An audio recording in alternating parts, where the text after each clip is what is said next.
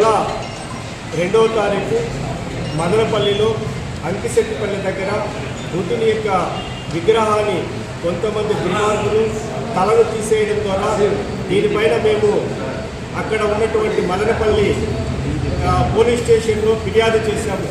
కానీ వారు మా ఫిర్యాదును స్వీకరించకుండా కొన్ని రాజకీయ నాయకుల యొక్క ప్రోద్బలంతో అక్కడ ఆ యొక్క మా కేసును స్వీకరించుకున్న వేరే వాళ్ళు ద్వారా వాళ్ళు ఇబ్బంది పెట్టారు.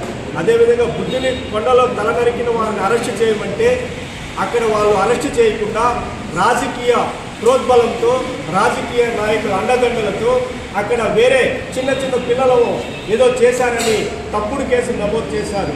మేము దీన్ని ప్రశ్నించిన దానికి మా యొక్క భారతీయ అంబేద్కర్ సేన నాయకులపైన తప్పుడు కేసులు పెట్టి మా పైన ఇబ్బంది కలిగి చేస్తున్నారు. మేము ఒకటే కోరుతున్నాం ఈ ప్రభుత్వాన్ని, సనాతన ధర్మంలో బుద్ధుడు కూడా ఉన్నాడా లేదా? మీరు సనాతన ధర్మం అని ఈ యొక్క రాష్ట్రంలో మీరు చెప్తున్నారు, కానీ బుద్ధుడు సనాతన ధర్మంలో లేదా?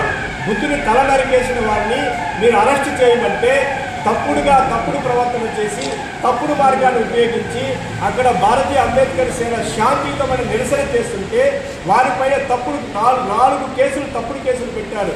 ఈరోజు అన్నమయ్య జిల్లా ఎస్పీ గారు తన సొంత రాజ్యాంగాన్ని అక్కడ ప్రవేశపెడుతున్నారు. భారత రాజ్యాంగంలో డాక్టర్ బాబాసాహెబ్ అంబేద్కర్ యొక్క రాజ్యాంగాన్ని ప్రవేశపెట్టమంటే తన సొంత రాజ్యాంగాన్ని, ఆయన పేరు విద్యాసాగర్ నాయుడు గారు, ఆయన నాయుడు అనే పేరులోనే ఉంది ఆ యొక్క కులం అనే అహంకారం. ఆయన మా పైన తప్పుడు యొక్క మార్గాలు తప్పుడు ఆలోచనతో అక్కడ ఉన్నటువంటి ఉద్యమకాలను అణగదొక్కాలని చెప్పి ఆయన ప్రేరేపిస్తున్నాడు.